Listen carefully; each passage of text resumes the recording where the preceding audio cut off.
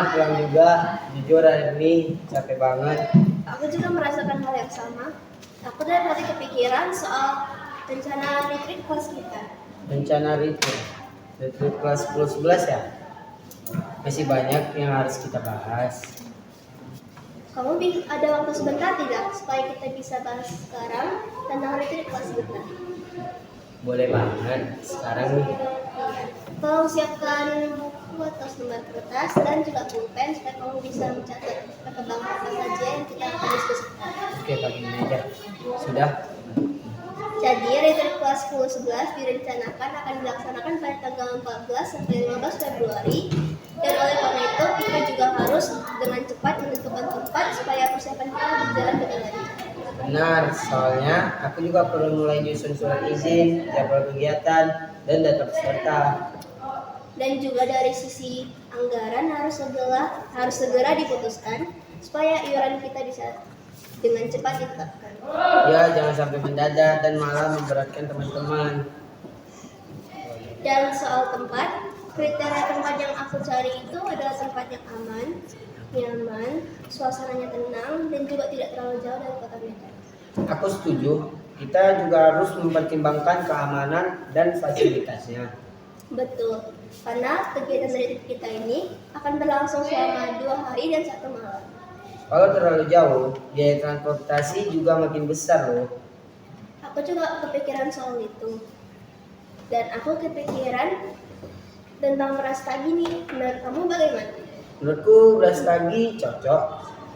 Udaranya sejuk, suasananya tenang, dan pilihan penginapannya banyak. Aku juga setuju. Aku juga suka suasana di sana karena suasananya itu cocok untuk kegiatan refleksi dan kebersamaan kita. Kalau dihitung-hitung, biayanya juga masih masuk akal dibanding tempat lain. Apakah ada alternatif lain yang bisa kita pertimbangkan? Mungkin si Bolamit.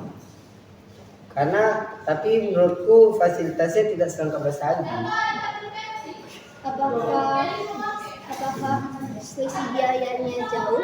Ya, jadi kalau selisih biayanya itu lebih sedikit tapi fasilitasnya lebih baik. Menurutku Brastagi lebih menguntungkan.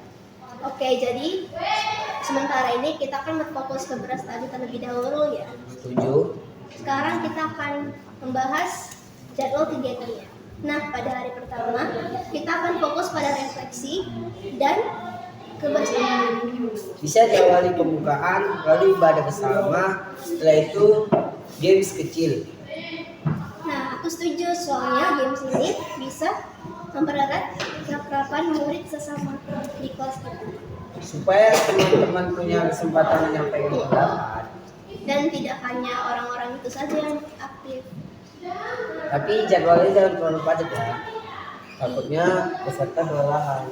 Iya, oleh karena itu kita sebaiknya menyeimbangkan antara kegiatan serius dan kegiatan yang santai. Oke, malamnya bisa diisi kegiatan keakraban yang sederhana seperti cerita atau permainan ringan. Supaya suasananya hangat dan baik.